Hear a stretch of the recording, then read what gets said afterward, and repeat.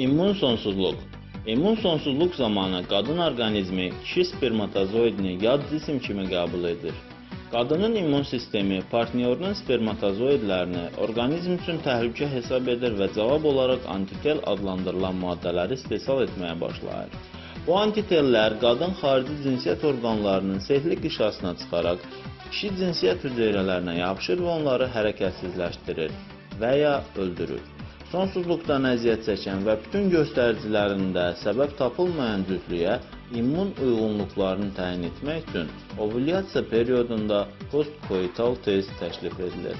Bu testin mahiyyəti budur ki, cinsi aktdan 1-12 saat sonra laborator şəraitdə uşaqlığın servikal kanalından götürülən delikdə mikroskop altında canlılıq və hərəkətlilik izlənilir. İmmun sonsuzluq zamanı aktiv və hərəkətli spermatozoidlər antitellərin təsirindən hərəkətsiz bir-birlərinə yapışmış halda olurlar. Bu cür immun sonsuzluq təsdiq olunan cütlüklər uşaqlıq daxili inseminasiya ilə asanlıqla müalicə olunurlar. Bu halda sperma kütləsi uşaqlıq boşluğuna vurulur deyə öldürücü antitellər hazırlana bilmir.